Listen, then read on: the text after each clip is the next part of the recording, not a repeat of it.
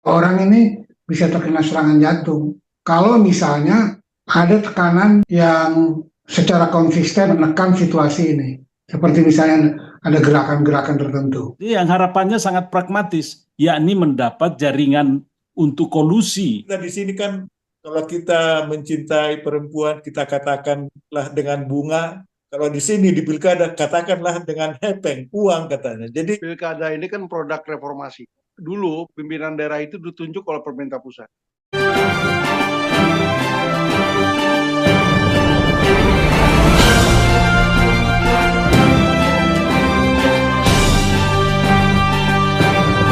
Bismillahirrahmanirrahim. Assalamualaikum warahmatullahi wabarakatuh. Waalaikumsalam. Salam jumpa lagi. Kita di Kotia Forum berbincang-bincang mengenai keadaan bangsa kita, mulai dari pemimpin bangsa sampai pada masyarakatnya, menjadi objek kajian kita dalam rangka bersama-sama melakukan perubahan terhadap tatanan kehidupan kita. Perkembangan kita hadapi belakangan ini mengenai kepemimpinan bangsa menjadi semakin penting karena sebentar lagi kita akan melaksanakan pilkada dan pilgub, pemilihan kepala daerah, tentu bupati dan kepala wali kota, dan pemilihan gubernur di beberapa daerah, kurang lebih 270-an kabupaten kota dan provinsi. Ini acara yang masif sekali dan sebenarnya ini juga menyangkut tatanan kehidupan kita. Kita sudah pernah berbicara di sini mengenai bagaimana mirisnya ketika Pak Prabowo tiba-tiba memberi dukungan hanya kepada Pak Lutfi. Selanjutnya ada lagi gejala-gejala yang juga cukup membuat kita miris ketika pergesekan antara pendukung itu terjadi. Di Sumatera Utara, pendukung antara Bobi dan Ramayadi itu saling lempar. Di Jawa Timur, ada beberapa daerah itu saling gesek antara pendukung itu terjadi, terutama pada debat calon. Demikian dengan Sulawesi dan ada di Nusa Tenggara juga terjadi. Hal-hal ini sebenarnya menjadi problem besar bagi kita, terutama bagi kita yang berharap bahwa demokrasi ini akan menjadi lebih baik. Namun sekarang ini tidak mudah karena para penyelenggara, para pelaku di lapangan itu sangat pragmatis. Nah, ini akan menjadi kajian kita di dalam dialog malam ini. Dan saya kira mungkin Bang Komar perlu bisa memulai pembicaraan ini. Silakan Bang Komar. Ya, Bang Yasin. Kalau ukurannya galau, sebetulnya bangsa ini sedang mengalami kegalauan tingkat tinggi. Jadi kalau tensinya tinggi nih, di atas 200. Karena apa? Karena mekanisme politik di Indonesia tidak berjalan dengan baik. Maka irama dari perjalanan politik menjadi tersendat. Dan kalau orang ini bisa terkena serangan jantung kalau misalnya ada tekanan yang secara konsisten menekan situasi ini. Seperti misalnya ada gerakan-gerakan tertentu. Jadi ada kondisi objektif dan ada kondisi subjektif. Kondisi objektifnya ini sebetulnya sudah parah. Tapi tidak ada kondisi subjektif yang menyebabkan situasi menjadi berubah. Karena kondisi subjektifnya juga mungkin masih dalam under pressure, ketakutan, trauma terhadap kriminalisasi, dan seterusnya. Tetapi faktor objektifnya ini dalam keadaan buruk politik kita ini. Antara pusat dan daerah tidak ada kesamaan kultur. Jadi di pusat itu koalisinya apa, di daerah koalisinya apa. Ini tidak mendidik keadaan seperti ini. Jadi masyarakat tidak terikat pada idealisme, ideologi, tetapi pada pragmatisme. Apa yang mereka perjuangkan. Apa yang mereka berkelahi itu bukan karena apa yang mereka ingin perjuangkan, tetapi pragmatis di dalam dirinya. Mungkin dia dibayar, mungkin dia ingin mendapatkan sesuatu, keuntungan dari problem itu. Karena itu yang paling penting adalah sekarang adalah orang berpikir, jangan berpikir tentang politik lagi. Karena kultur politik kita sudah dalam keadaan parah. Kalau sakit ini udah stadium berapa gitu, tinggal dibedah nanti keluar stadium 4.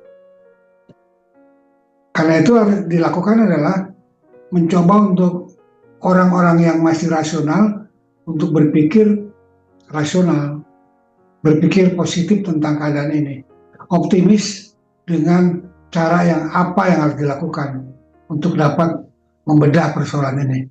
Sebab kalau tidak, ini keadaan meluncur terus ke bawah. Dan bagaimana masyarakat sudah tidak ada lagi nilai, mereka sudah tidak mempunyai nilai, tapi nilai yang mereka punya adalah bagaimana mereka dapat mengambil keuntungan dari sini. Bayangkan Bang Yasin, orang ini tidak malu sekarang.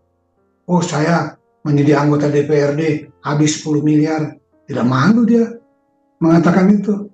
Padahal kalau orang normal kan malu. Gua berarti gue membeli rakyat. Ya, tapi tidak malu. Dan mereka mengatakan mereka harus store mahar. Dan kita baru lihat kemarin ada kasus judi online kan. Judi online ini bukan tidak mustahil untuk membiayai calon-calon tertentu yang didukung agar nanti ketika dia jadi, dia tetap melestarikan program ini gitu loh. Dan ini kan bukan hanya di pusat, mungkin di daerah banyak calo-calo.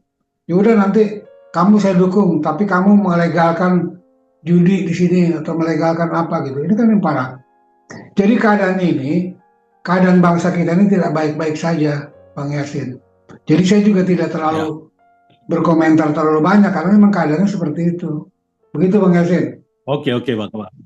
Jadi Bang Tigor, ini pesimisme dari Bang Komar hadir dan membuat kita juga menjadi sedih.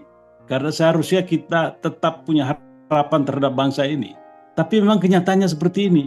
Masyarakatnya senang menerima duit sogokan untuk memilih kandidatnya dan atau bahkan bergesekan, berkelahi itu karena satu harapan sebenarnya yang harapannya sangat pragmatis, yakni mendapat jaringan untuk kolusi pada saat pemimpin yang dia dukung itu bisa menjadi bupati, wali kota atau menjadi gubernur. Bagaimana ini Bang Tigor? Ya, jadi saya ada beberapa catatan ya. Jadi kita berangkat dulu dari situasi yang pernah kita alami yang sangat positif, yaitu pilkada yang terjadi pada saat Anies Baswedan melawan AHY dan Ahok. Itu menurut saya pilkada terbaik yang pernah diselenggarakan di Indonesia. Malah saya membandingkan di debat itu antara perdebatan Trump dengan Biden. Kayaknya lebih bermutu antara perdebatan Anies Baswedan dengan Ahok dan AHY. Itu adalah contoh suatu pilkada yang kita bisa benchmark. Sayangnya itu adalah cerita masa lalu gitu ya. Kalau cerita yang sekarang malah banyak masyarakat yang mendukung Anies Baswedan, partainya malah kelimpungan nggak mau oleh desakan-desakan oleh presiden sebelumnya. Jadi memang kita berada dalam suatu tatanan yang kurang bagus. Kalau di Amerika Bang Yasin, itu calon itu dibiayai oleh rakyat. Karena calon itu kan biasanya punya pikiran, punya gagasan, punya program, sehingga masing-masing calon ini ada yang mendukungnya, sehingga orang yang mendukung karena itu akan berguna untuk mereka mendanai itu orang itu, mendanai supaya dia terpilih. Nah, kebalikannya di kita di sini kan, kalau kita mencintai perempuan, kita katakanlah dengan bunga. Kalau di sini di pilkada, katakanlah dengan hepeng, uang katanya. Jadi memang kita udah sampai pada situasi yang orang Sunda bilang pebelit Bang Yasin. Pabelieu. Jadi udah buruk sekali. Ya, jadi kita emang dalam kondisi yang, nah kita berharap ini dari pandangan Bang Afni ini, karena gini, kalau masyarakat yang tidak berubah, harapan untuk buah demokrasi bagi bangsa ini dalam rangka menjadi bangsa yang mature, dewasa dalam berpolitik. Karena kan masyarakat juga berpolitik sebenarnya. Dengan memilih itu mereka berpolitik. Dengan menentukan pilihannya mereka berpolitik. Dan para calon-calon pemimpin ini juga berpolitik. Dan kita ingin bahwa ini akan jadi mature ke depan. Tetapi ini kan para pemimpinnya juga melakukan hal-hal yang sungguh-sungguh merusak mental.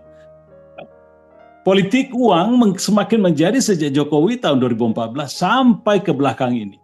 Bahkan kita ketahui APBN pun dimainkan dalam rangka memenangkan Pilpres. Nah gimana Bang Afni? Bagaimana merubah keadaan ini ke depan? Ini pertanyaan berat. Tapi kita mulai dari sejarahnya lah. Sejarahnya pilkada ini kan produk reformasi.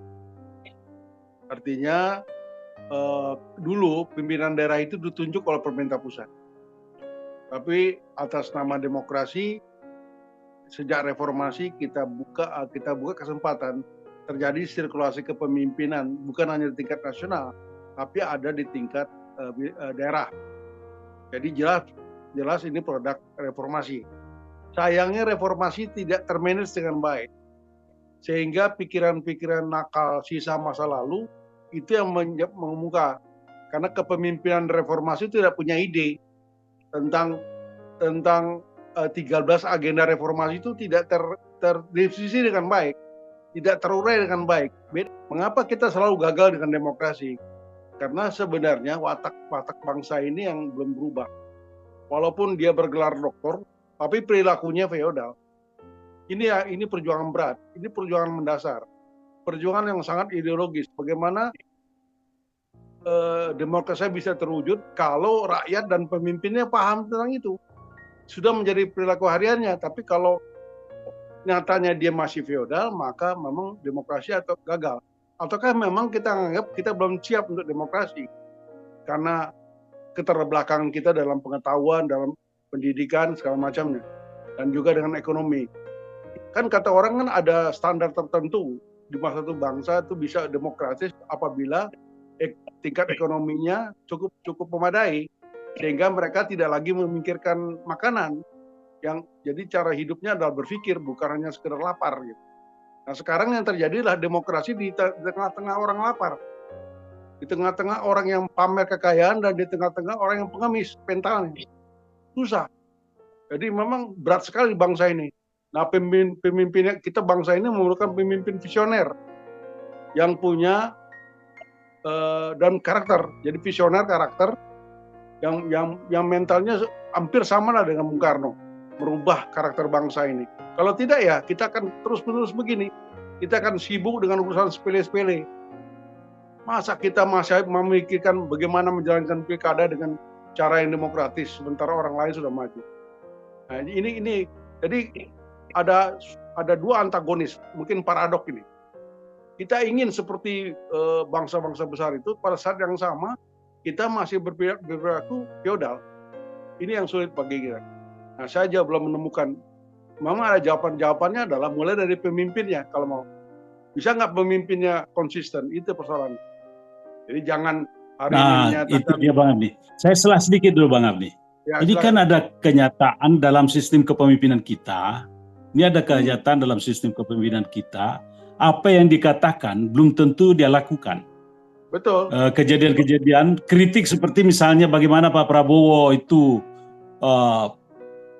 sedang ancang-ancang untuk membasmi korupsi, tetapi para menterinya banyak yang koruptor yang ada hari ini. Betul. Kemudian di dalam kehidupan masyarakat kita, misalnya para ustadz itu, ketika dia mau mengetahui agama sedikit, yang dia tunjuk untuk memulai melakukan itu bukan dirinya, tetapi orang lain. Jadi ini adalah kondisi masyarakat kita yang masih perlu berkembang. Bagaimana ini mendorong keteladanan ini sehingga menjadi sesuatu yang wujud. Gimana Bang Arni? Lanjut dulu sedikit. Ya, ada dua. Pertama terjadi yang disebut katakan oleh Kang Komar tadi adalah civil society ya, gerakan ini. Bisa juga dengan cara cepat munculnya pemimpin yang memang punya visi karakter yang baik. Itu dan keberanian. Ya. Nah, ini kita menunggu Mesias nih. Muncul pemimpin semacam itu. Kita nggak tahu kapan. Tapi nampaknya sulit berharap dengan pemimpin yang sekarang. Karena naga-naganya sudah mereka antara yang baik bergabung dalam satu rumah. Jadi yang terjadi mungkin pertengkaran tiap hari tentang nilai. Sulit tidak. Ya. Saya hampir hopeless lah melihat. Oke Bang. Bang Komar, balik ke Bang Komar ini. Ini keteladanan ini sesuatu yang sangat penting bagi kita. Tetapi kenyataannya kita menjadi sangat khawatir dari waktu ke waktu dengan pertunjukan para pemimpin kita ini yang diharapkan akan melakukan perubahan, perbaikan, terutama untuk kolusi, korupsi, dan nepotisme. Ternyata ini kok berjalan sebagaimana biasanya saja, tidak sama dengan gelegar pidato. Gimana Bang Komar komentarnya nih? Ya, ini kan karena begini Bang Yasin, karena sistem politik kita sudah ada koridornya, sudah dibatasi oleh semangat pragmatis, semangat ingin mencari keuntungan. Jadi tidak bisa kita mendapatkan sesuatu yang ideal. Semua pun, siapapun juga di dalam koridor ini akan sama. Kemarin contohnya, ketika Jokowi, ya kan, Jokowi ini kan kita underestimate kan sama Jokowi kan. Tapi yang terjadi kemudian kita menjadi bingung, menjadi kalut dengan kepemimpinan Jokowi. Nah sekarang di Prabowo kita overestimate. Sebaliknya, overestimate, kita menganggap Prabowo ini orang hebat gitu kan. Tapi ternyata ketika dia menyusun kabinet, terlihat kelemahannya di situ. Kan kalau saya udah katakan, ketika kita dulu di tingkat persiapan kuliah itu ada pelajaran manajemen, namanya fungsi manajemen. Fungsi manajemen itu yang pertama staffing, yang kedua organizing, yang ketiga controlling. Staffing itu adalah penyusunan kabinet. Penyusunan kabinet tidak mampu berarti gagal, ya kan? Bung Karno gagal ketika menyusun kabinet 100 menteri, jatuh dia. Nah, yang saya khawatir Prabowo ini dia seperti pelari maraton atau pelari 100 meter, baru lari kakinya sudah keserimpet, jatuh nanti dia. Ini yang sangat kita tidak harapkan, karena dia harus membereskan persoalan-persoalan di internalnya. Jangan dulu lari ke luar negeri, jangan dulu menjadi orang hebat seperti yang diidolakan Bung Karno menjadi tokoh besar. Diperbaiki dulu di kabinetnya itu, diberesin dulu kabinetnya, baru nanti akan beres. Karena nanti apabila kabinetnya beres, maka ke bawahnya akan beres, termasuk nanti pilkada, terus ke bawah gitu.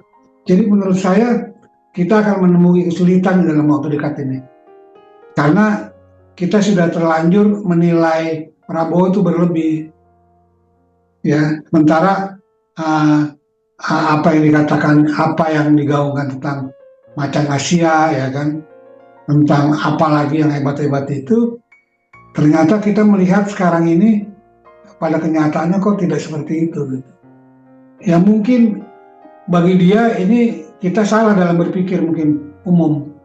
Bagi dia mungkin dia punya cara berpikir tersendiri yang mungkin akan hebat nanti. Karena dia pikir kan, dia udah pernah bilang kan, itu profesor podcast itu kan omong-omong aja, ya kan. Jadi mungkin dia, mereka tuh nggak tahu apa yang saya pikirkan.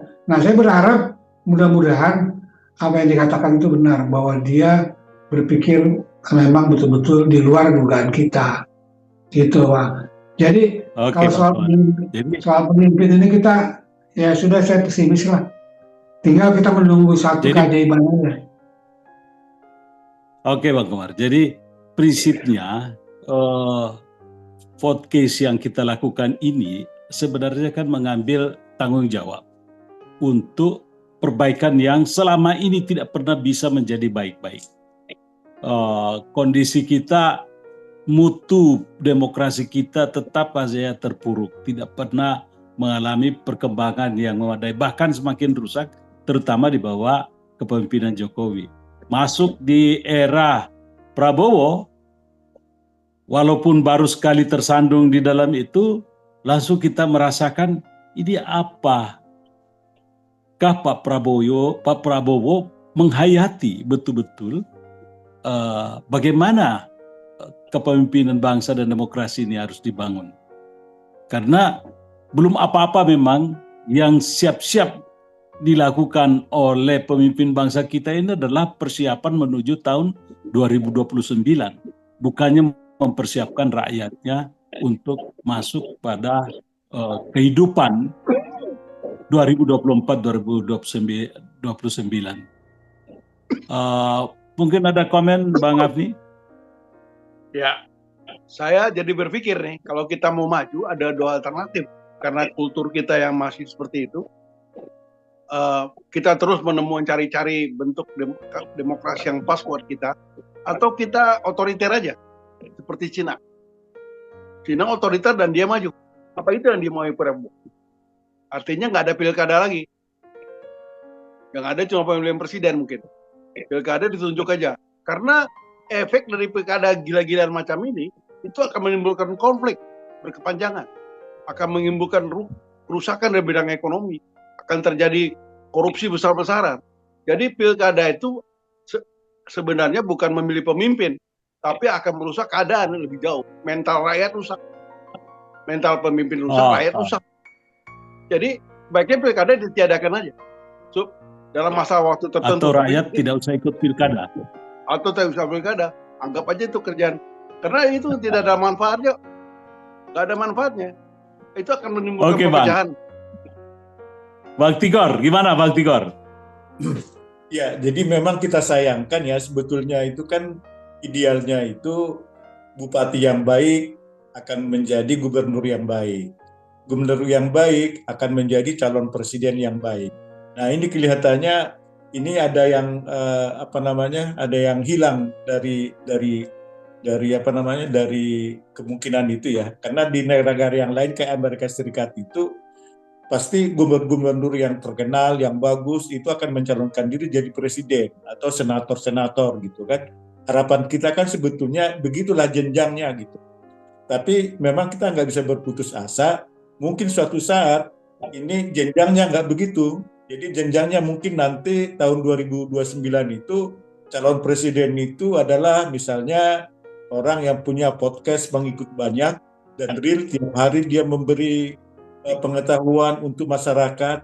Itu mungkin yang menjadi suatu saat menjadi calon, bukan lagi gubernur yang dilihat, tapi tokoh-tokoh masyarakat ya. Kalau dulu kan ada pilar keempat itu mass media, kalau sekarang ini kan sebetulnya ada media sosial. Dan media sosial ini bayangkan itu tiap hari memberi pencerahan, tiap hari memberi masukan-masukan kepada masyarakat. Dan pengikutnya pun banyak yang jutaan itu ya. Saya pikir mungkin suatu saat bahwa ada saatnya para gubernur, para bupati ini nggak kita jenjangkan untuk pemilihan selanjutnya. Setelah tahun 2009 kemungkinan itu baru akan bisa kita lakukan. Tapi kalau sekarang pemilihannya seperti ini memang tidak kita harapkan lah jenjang-jenjang itu akan terjadi. Oke Bang, terima kasih banyak. Ya, sesungguhnya kita berharap dengan pilkada pemilu yang dilaksanakan di negeri ini sebagai ritual demokrasi atau proses demokrasi kita. Tetapi ketika para pemimpin itu tidak mengandalkan narasi dan argumentasi serta pemikiran-pemikiran untuk membawa perubahan terhadap masyarakat dan lebih mengutamakan bagaimana membagi uang agar mereka terpilih dalam artian money politik, maka kita lalu bertanya, lalu tujuan apa seseorang untuk berjuang menjadi pemimpin daerah, pemimpin provinsi atau pemimpin nasional. Nampaknya bukan pada bagaimana Indonesia diperbaiki, tetapi bagaimana mengeruk Indonesia dari seluruh kekayaan alamnya, dari seluruh kekayaan yang memungkinkan opportunity, yang memungkinkan mereka raup dan dia kuasai, monopoli, dan kemudian sejahtera sendiri. Rakyatnya tetap tertinggal. Demikian saya kira bincang-bincang kita malam ini. Assalamualaikum warahmatullahi wabarakatuh. Waalaikumsalam. Warahmatullahi wabarakatuh.